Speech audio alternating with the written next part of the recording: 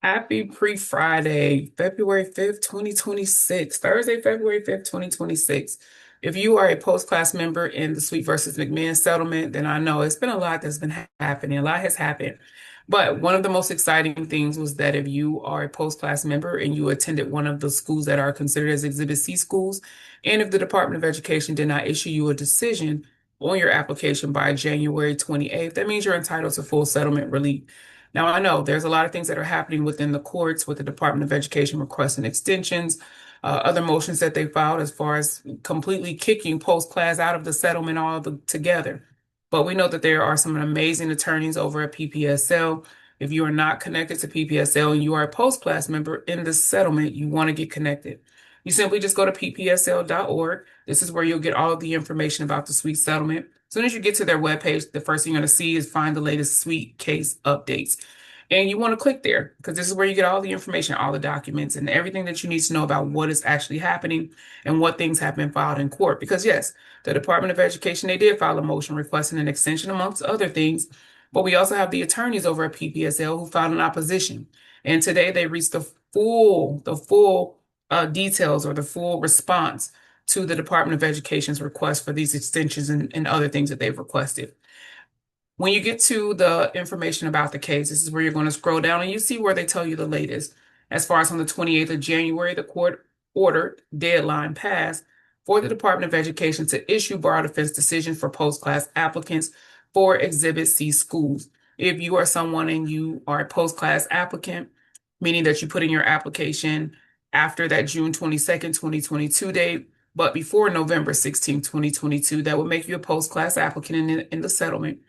But if you attended one of the schools that they have labeled as Exhibit C schools, what that meant is that you were one of the ones where the department had to either approve the application, deny it, or if they did not make a decision at all by the 28th of January, then you were entitled to full settlement relief.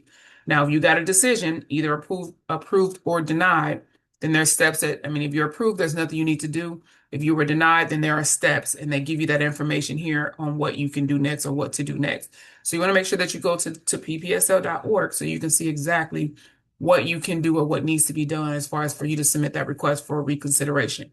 If you're not sure if you attended one of the schools, the link is here. They give you the information to see what the schools are that are titled or labeled as Exhibit C. So you're able to see all of these 150 plus schools and to see if yours is one of the ones that's on the list. Now you may see the parent company. So you want to look not only at the parent company, but also here for the little subsidiaries of these schools, okay? All right, let's go back to ppsl.org. We have some upcoming dates. Now, on the 10th of February, there was supposed to be a status or a case management with the new judge, Gilliam, but that has been canceled. The webinar is still on. So February 26th, 7 p.m. Eastern, 4 p.m. Pacific. Make sure that you get registered. They have the link here for you to register for the webinar. If you're a post-class in this settlement, you want to be here. And they tell you the attorneys are going to give you an update on any litigation developments and also provide information about how to apply for reconsideration. So if you're someone that's been denied, you want to be here. And if you're still waiting, and you just want to know what is happening right now, you want to make sure that you register for that webinar. They give you more information on the background. And then as you scroll down, this is where you're able to get to the documents, everything about the settlement. So it gives you the case overview, they give you the case timeline. So this has been a process. This is why I say, if you're a post-class member in a settlement, I know right now things are frustrating. It's been over 3 years. But when we think about the class members who have, who brought this case, the plaintiffs who brought this case, just think how long it's been for them and what they have also went through just to get here today. So we're gonna make sure that we be patient and continue to trust the process. They give you the additional background, and this is where you get the documents. Okay, so this is everything that was filed in court. So you're able to read all of this from start to where we are currently as of today, and this is what we're going to go over. Okay, February the 5th, 2026, plaintiff's opposition to defendant's motion for relief from judgment. All right. And so when you click there, what's going to happen is going to take you directly to the document. Okay. Now I already had it up. So let me close out my one that I had up so I don't have too many things open. So I was reading over Rule 60B. This is what the Department of Education, or one of the things that they're trying to utilize to get out, to give them the grounds in order to get the additional timing, the extension of for making decisions on applications. So I was just more or less going over Rule 60 to get an understanding more or less of what it's about and how the Department of Education is trying to utilize it to, give them standing or justification to not be able to, change the terms of the settlement. Okay. So let's go back and let's just read over the case. Okay. And just get some information. Now, mind you, I am not an attorney. None of this is going to be legal advice. This is just for information. We're learning this together. Okay. If you're a post-class member and like I said, you want to read, you want to understand things that are going on. So we're learning this together. Okay. So I'm going to put this up. All right. So the first thing we get to, of course, is the main sheet. And this is where it tells you who the plaintiffs are and everything else about the opposition. Okay. And then we have the hearing date on March 26th. Right, so let's get through our tables of authorities, our contents, and let's get into the introduction. This is what I really, really liked. And one thing about the attorneys over at PPSL, listen, they are not to be played with. And that's why I'm like, post-class, don't worry. Don't worry. These people are not playing, okay? So it tells us, with its most recent motion, they're talking about the Department of Education, moves for a second time in 3 months for temporary relief from judgment under federal rule of Civil Procedure 60B, and that's what I was just looking at. The department sends mixed messages about whether it intends the present motion as a request that the court reconsider Judge Alsop's December 11, 2025 partial denial of its first 60B motion, or whether it is filing a new motion for identical Rule 60B relief based on some allegedly changed circumstances since the denial of the first motion. In either case, the department's motion should be summarily denied.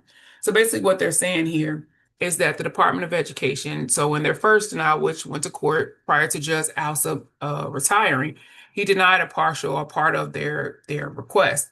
So what they did was they filed another motion. There's a new judge that's presiding, Judge Gilliam. And this is where basically what they're saying is like, okay, well, on December the 11th, Judge Alsop, there was that partial denial under that same motion, 60B, what they are utilizing. And now what they're saying is that basically, since the denial of that first motion, are we still using the same one, the same motion, or is this something different? Like, so this is basically where we are, okay? So it says, although the instant motion plainly seeks a second look at arguments previously raised and rejected, it conforms to neither the procedural requirements nor limited substantive scope of a motion for reconsideration.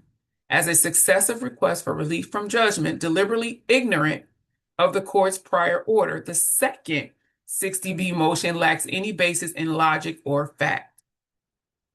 As with the practically identical prior motion, the department cannot now demonstrate that there are any significant and unanticipated changes in the facts that would justify the extraordinary step of granting it relief from a court order entered mere weeks ago, holding it to the agreed upon terms of a contract that is willingly entered into. The department's tortured attempts to manufacture such a change are based on misrepresentation of the record. To the extent the department takes issue with the court's December 11th order, it can seek an appeal. And then they give you the case law that is centered around that. If the Department of Education, if that is what their attempts to do, is how they would go about seeking an appeal. Let's keep going. And they give you that case law here. The procedure provided by Rule 60B is not a substitute for an appeal.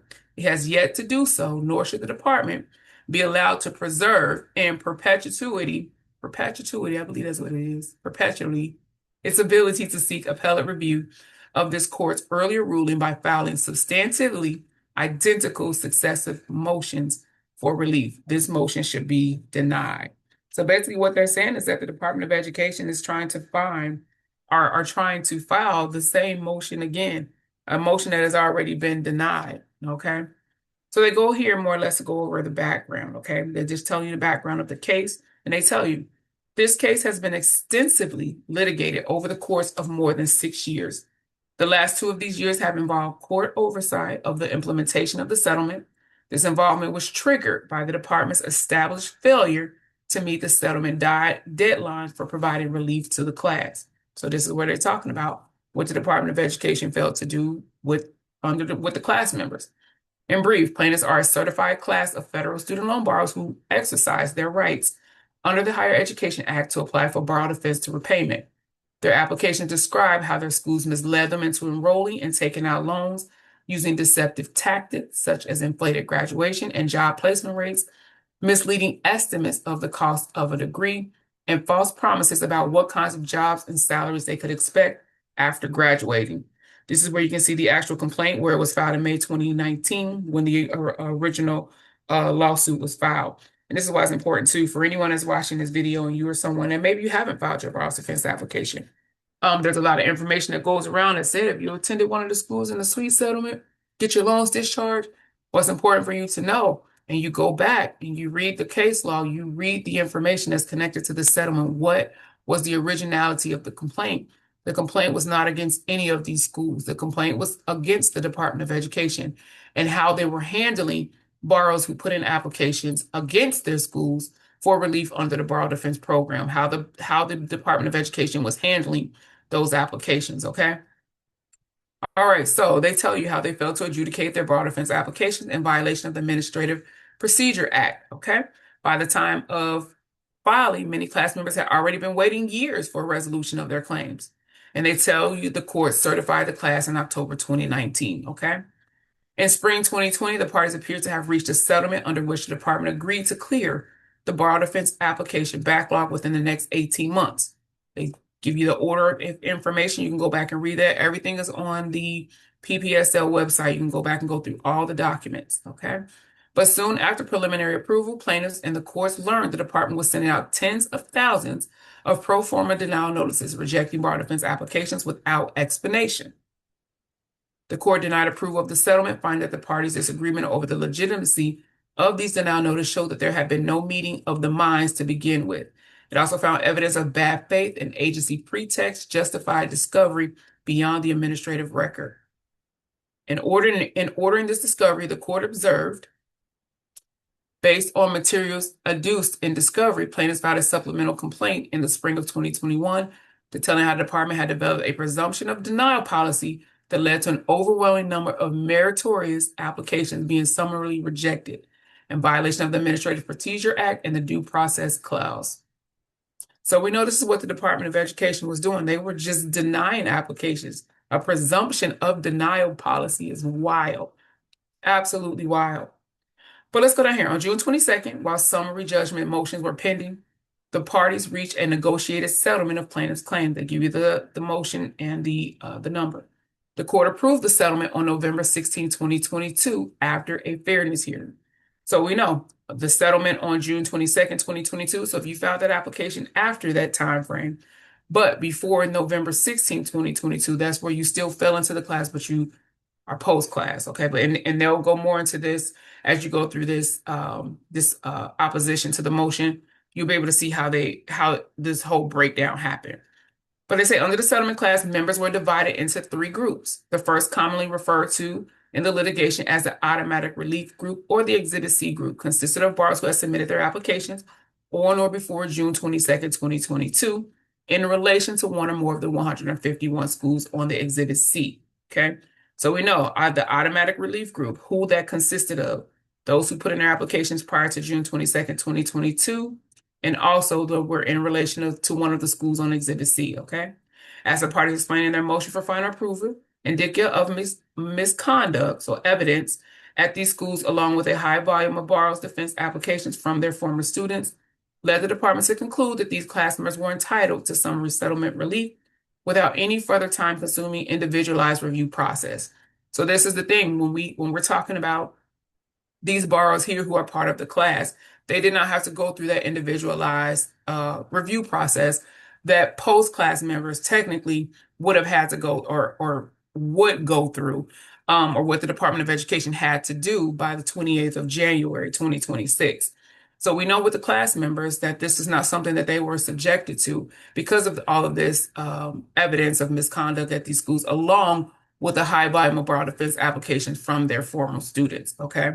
So that's how we got that led the department to conclude that these class members were entitled to summary settlement relief without any further time-consuming individualized review process, okay? The second group consisted of class members who had applied for borrower defense on or before June 22nd, 2022, but in relation to a school not listed.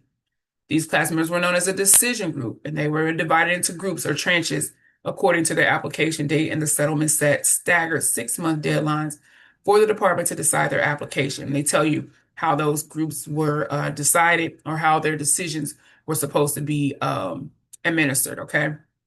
All right, let's go down. The third settlement group, and the only one at issue, this is who we're talking about, in the present motion was labeled the post-class applicants. As the court held in the final approval order, post-class applicants are class members, but they met the court order class definition. To give you the order about where you can go back and look at, post-class applicants are borrowers who applied for borrow defense between June 23rd, 2022, the day after the settlement was executed, and November 16th, 2022, the date of final approval.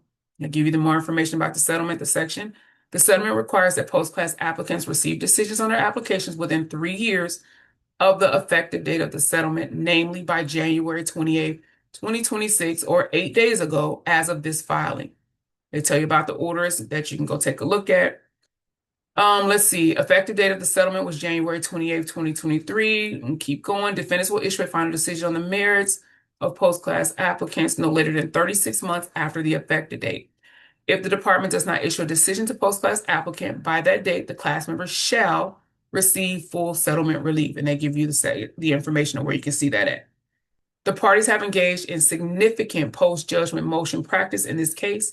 In March 2024, plaintiffs filed a motion to enforce the settlement, alleging that the department had failed to provide the required relief to over 50,000 members of the automatic relief group by the deadline for that group. So we already know the Department of Education already has a history of not meeting deadlines. This is just what they do, because there was a motion to enforce the settlement that was just in March 2024, so almost 2 years ago, where they had to take them back, that they had to take the Department of Education back to court to enforce them to abide by the terms of the settlement for the actual class members. They also had a series of supervisory status conferences with Judge Alsop, followed over the next year and a half, which the court set certain revised deadlines for delivering relief and oversaw whether the department met its deadlines. They give you the information where you can go back and look at all of that. In addition to these regular hearings, Judge Alsop also ordered the parties to meet bi-weekly in person in Washington, D.C. for meet and confer sessions to resolve issues with the distribution of settlement relief. So all of these things, and they go on more or less. In September 24, the department acknowledged that it had breached the relief deadline for the first tranche of the decision group, or the first group as a decision group. Let's see what else. Over the course of several court order meet and confer sessions and status conference throughout 2025, plaintiffs repeatedly raised the question, and the plaintiffs are the ones who brought the lawsuit. Plaintiffs repeatedly raised the question of whether the department was on track to meet its decision deadline for post-class. The department responded each time that it was diligently working on post-class applications and that it understood that any post-class members who didn't receive a decision by January 2028, 2026 would automatically be entitled to full settlement relief. And this is where you go read that opposition to defendant's motion for relief from judgment, okay? All right, after months of such representations to plaintiffs and the court, the department abruptly moved on November 8th, 2025 for relief from the post-class deadline under Federal Rule of Civil Procedure 60B. That is where this all started when they filed this motion, okay? In that motion, the department sought the same outcome it seeks now, a delay of the post-class decision deadline to July 28th, 2027, a year and a half from now, and 5 years after most of the post-class applicants filed their borrow defense applications. The department set out an identical set of factual circumstances to what it now describes in its instant motion and made nearly identical arguments about why relief would be justified. For example, both motions rely on the department's assertion that in the process of hiring contract attorneys to begin adjudicating post-class applications, attorneys who the department said in both motions would not begin work until late March or early April at the soonest. They give you more information where you can go read that. Declaration of Richard Lewis. Let's keep going. The funds that are allegedly being used to hire them were appropriated on July 4th, 2025. Plaintiffs opposed. In their opposition, plaintiffs highlighted the numerous procedural defects of the first Rule 60B motion. It violated the settlement, which contains a procedure for altering deadlines in the case of extraordinary circumstances, and was untimely because of the size of the post-class and the scale of the adjudication process was apparent to the department no later than the date of final approval. Plaintiffs also argued that the motion failed on the merits because the equities favored the plaintiffs. The department's failure to meet the post-class decision deadline was the result of its own choices. The purported financial consequences of complying with the settlement was overstated, and extraordinary circumstances did not exist to justify relief under Rule 60B.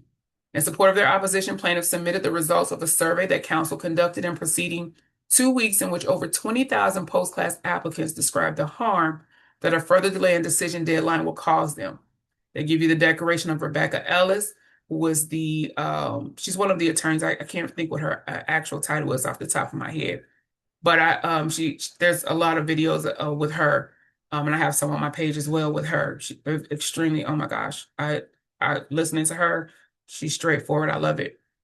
Plaintiffs also submitted declarations from 34 post-class applicants who are still awaiting decisions.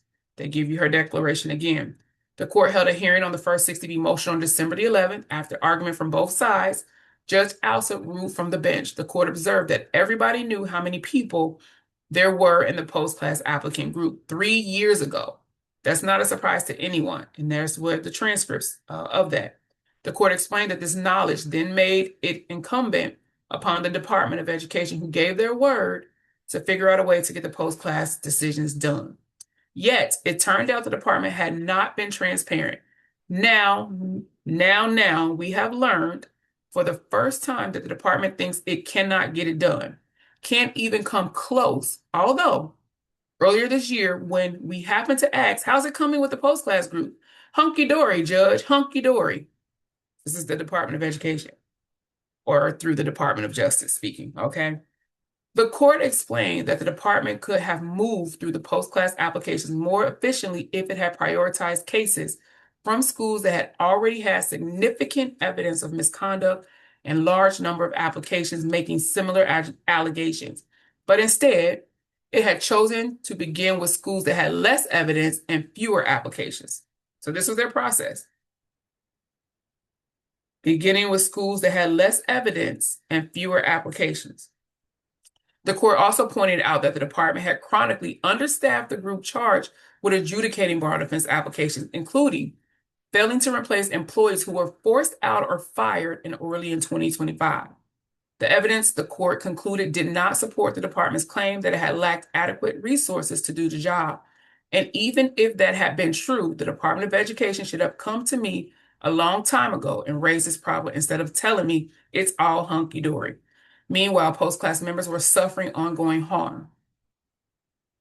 Under these circumstances, the court found the department's proposed 18-month delay was just totally unacceptable. Accordingly, the court denied the department's motion in part and granted it in part. As to post-class members who brought defense applications related to Exhibit C schools, the court ruled that the original January 28, 2026 decision deadline would continue in force. For those applications, the schools listed were already highly suspect. These are the schools that the attorney generals in various states have already singled out as fraudulent. This would allow the department to make faster work of the applications. For post-class members whose applications did not relate to Exhibit C schools, the court granted the motion, albeit with a shorter extension than the department had requested, to April 15, 2026, with the option to request a further extension upon a showing of effective and good faith efforts to finish that set of decisions.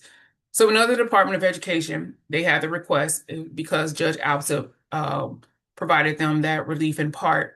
So we know that they were required to stick to the January 28, 2026 for those Exhibit C school applications.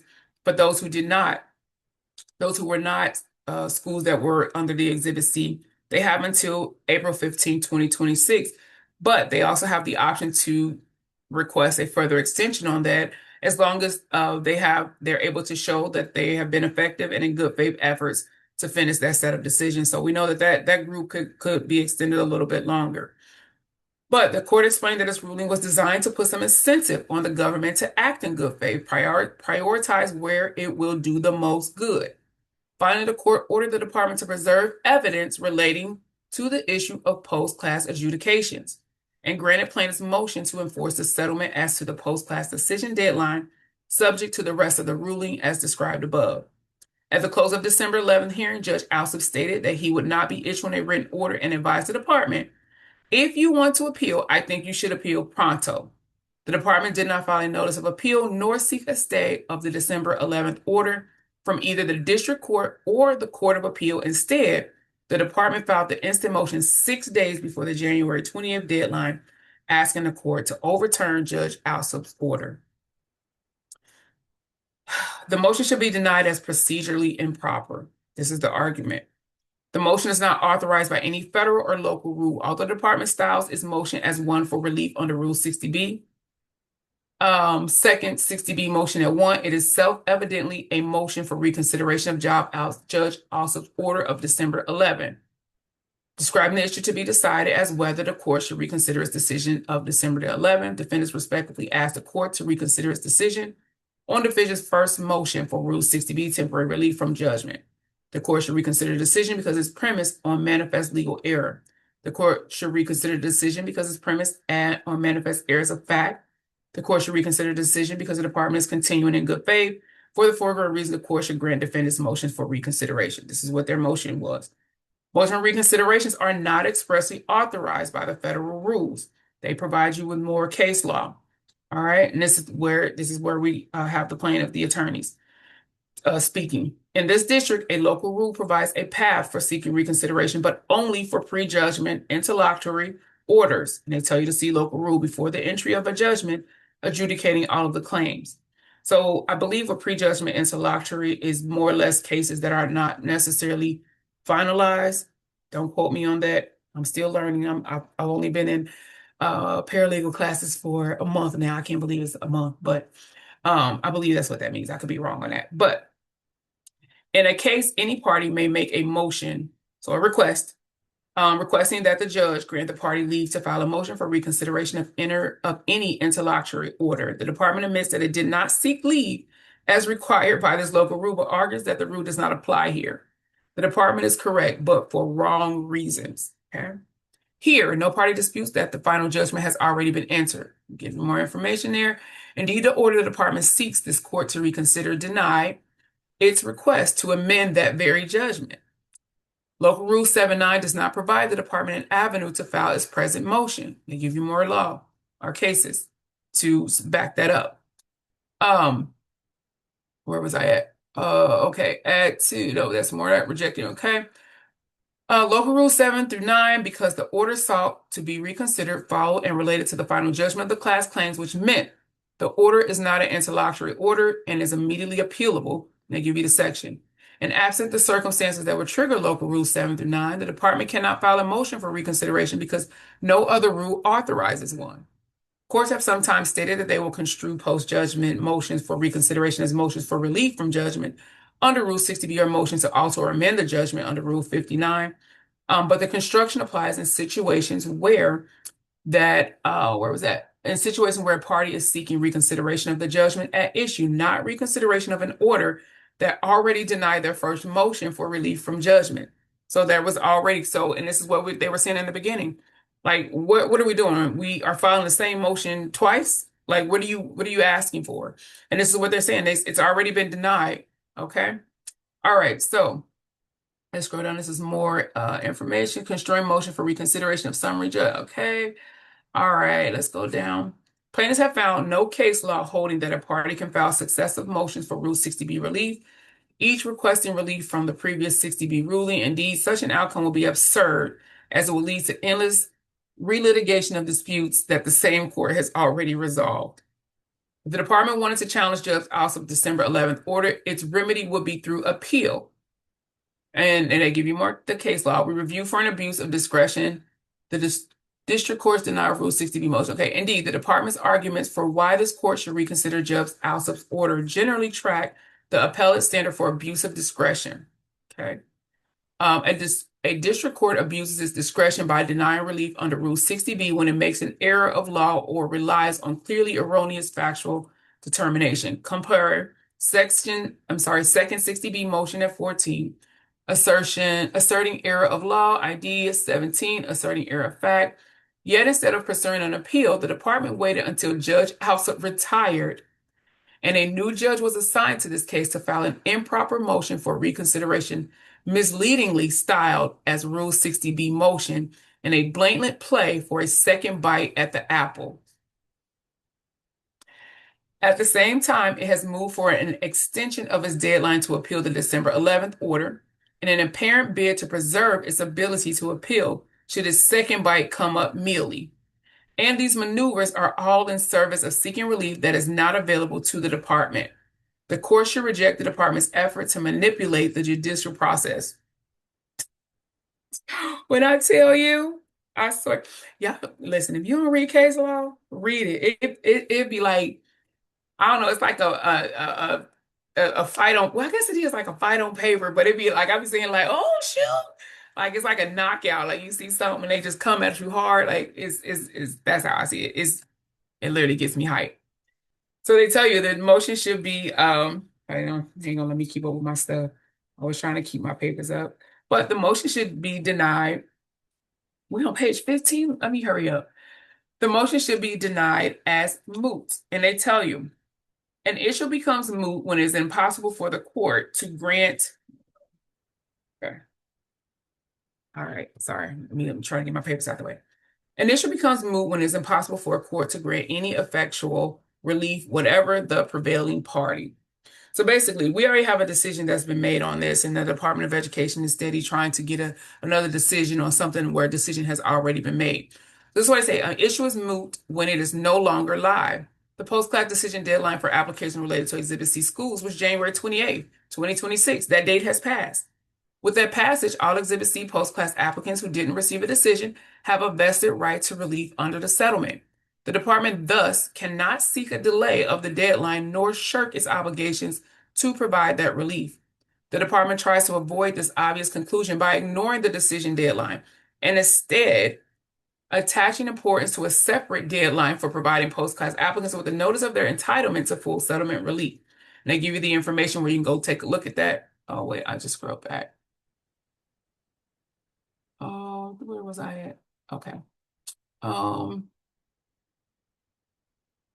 Where was I at? I was on page 15. Okay. 16. Okay. All right, trusted boy. Okay, there we go. Let's see, full settlement relief, but the plain language of the settlement makes clear that the time for sending. Okay. The department has tried to avoid this obvious conclusion by ignoring deadline. Did I miss something? Second bite. Okay, we talked about. Oh no, we did that. Okay, let's go to 16. Okay. My bad. The department tries to avoid this obvious conclusion by ignoring the decision deadline and instead attaching importance to a separate deadline for providing post-class applicants with the notice of their entitlement to full settlement relief. But the plain language of the settlement makes clear that the time for sending notice is a red herring. They give you the paragraph of the settlement, and it states, defendants, or the Department of Education, will issue a final decision on the merits of a post-class applicant's application no later than 36 months after the effective date. Emphasis added. The effective date of the settlement was January 28th, 2023. They tell you about the order. 36 months after that date was January 28th, 2026. The deadline is straightforward. The next paragraph lays out what happens if the department misses the deadline. If a post-class applicant has not received a timely decision as required under the paragraph, they tell you that applicant shall receive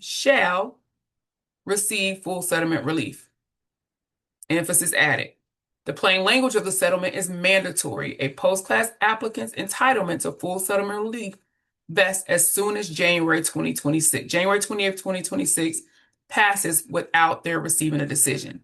That event has now occurred, for by the department's count, approximately 170,000 post-class applicants. They also tell you about the next paragraph, then continues, defendant shall provide the affected post-class applicant with notice that the applicant will receive this relief within 60 calendar days following the expiration of the applicable deadline. This provision is intended to keep post-class applicants apprised of their rights under the settlement. It mirrors similar notice provisions elsewhere in the settlement. And they tell you about those other notices that are required for the automatic relief, the decision group, all of them, okay? The following paragraphs establish a deadline for delivering settlement relief. Defendants will effectuate relief for any post-class applicant entitled to settlement relief pursuant, and they give you the paragraphs, no later than 1 year after the date the defendants provide that applicant written notice of the settlement relief decision. The effect of the paragraph written notice, therefore, is to set the date by which the department must complete effectuation relief. That is the day by which all relevant loan debt must be discharged, applicable refunds issued, and related trade lines deleted from the borrower's credit report. The written notice deadline does not have any effect on post-class applicants' entitlement to full settlement relief. In short, the department cannot continue making substantive decisions on Exhibit C post-class applications, bar defense applications, after the decision deadline of January 28, 2026. The settlement explicitly forecloses that possibility. The passing of this deadline thus fully obviated the department's ability to seek the relief it asks for now. The motion is moot. So this right here, it just says a lot. So there's so many things that happen that is just, listen, just reading all of this. So basically what they're saying is because the deadline date has passed, the Department of Education doesn't even have any grounds whatsoever to make any changes or to try to request anything in regards to post-class member because they passed the deadline. Wow. Wow. The settlement no longer has prospective effect for post-class Exhibit Bs. So this is still, we're still in the argument, okay? Rule 60B, 5, authorizes relief from a judgment where applying this prospectively is no longer equitable. Because virtually every court order causes at least some reverberations into the future. Reverberations into the future. The fact that a court's action has continuing consequences does not necessarily mean that it has prospective application for the purpose. Instead, the standard used in determining whether a judgment has prospective application is whether it is excusatory or involves the supervision of changing conduct or conditions. Courts have found that there is no prospective effect for judgments that are already final, regardless of whether the effects of those judgments continue to be felt or for money judgments, even when they have yet to be paid. Okay, and they give you more or less on other cases. Order requiring continued payments of money. Let's keep going. Okay, that's the more. Let's tell you about those different cases. It is true that as a general matter, the settlement in this case has prospective effects as a class action settlement where the court explicitly retained continuing jurisdiction. However, when it comes to the specific question of whether Rule 60B authorizes the relief, the department now seeks its obligation to deliver decisions to post-class applicants by January 28, 2026, was a fixed, certain, non-contingent obligation from the moment of final approval. The settlement outlines the limited and exclusive circumstances that the parties contemplated as excusing performance of the obligation. Describing process for that. Okay, that's more or less about the settlement. You can go back and read. Set forward due to extra, okay. Settlement, okay, sure. All right, let's see. Amending, okay, this agreement, providing that this agreement shall be voidable by plaintiffs but not by defendants if a condition of impossibility occurs, okay. And if there was any doubt, the fact that the January 20th deadline has passed certainly eliminates any prospective effect with respect to decisions on post-class applications relating to Exhibit C. As of midnight on January 29, 2026, every post-class Exhibit C borrower who had not received a decision became vested with the right to receive full settlement relief. Listen, y'all, it's just, okay, we're going to stop here. But it's just so much. Like, I know I'm on page 19. I probably made this video way too long. But just even just what we haven't even get, they're still arguing, you know? The equities favor plaintiff. The equities were at issue, which they are not. They were strongly favor plaintiff. The department makes the same fundamental mistakes here as it did in its first 60B motion. It relies on a provision that asks what is equitable, while never once considering the fact that its proposed delay will have on the people most affected by it. The post-class applicants themselves, indeed, quite to the contrary, the department's argument relies on a pernicious underlying assumption that at least half of all post-class applicants should be presumed to have filed insufficient or even false borrower defense applications. This is the second 60B motion they filed, claiming that the department could save $6 billion by shirking the deadline, more than half of the post-class total outstanding loan balance of $11.9 billion.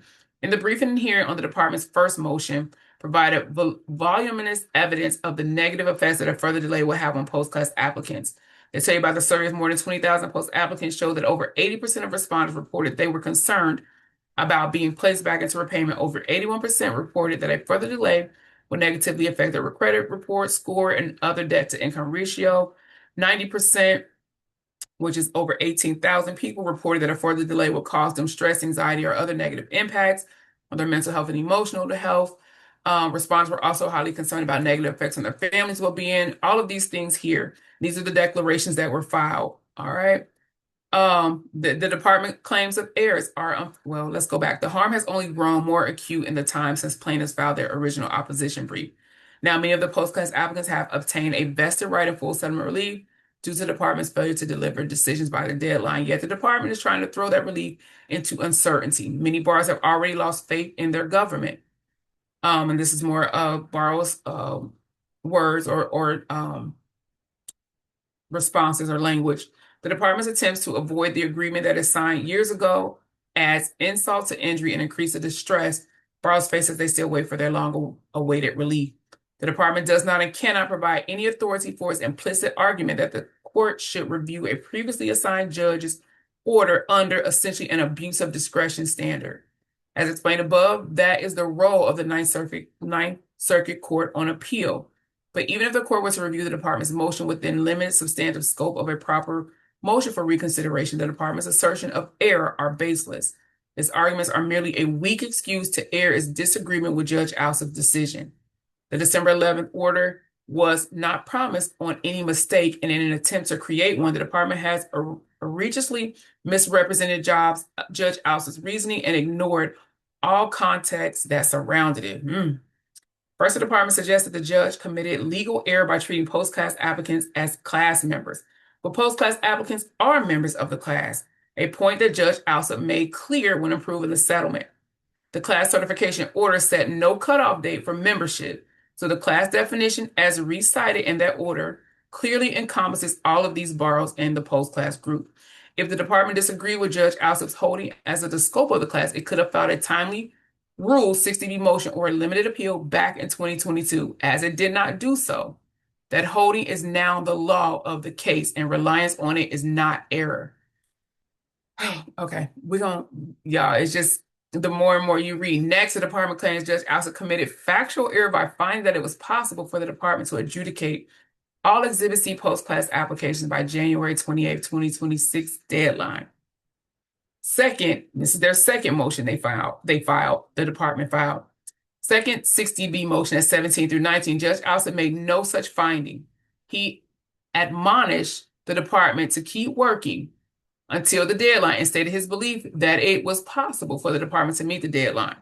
But Judge Alsop also explained that any failure to meet the deadline will be the result of the department's own choices, including its lack of candor about the lack of process that had been made in prior months and years. And he was aware of that. If the department failed to meet the deadline, any undecided post-class applications will be approved.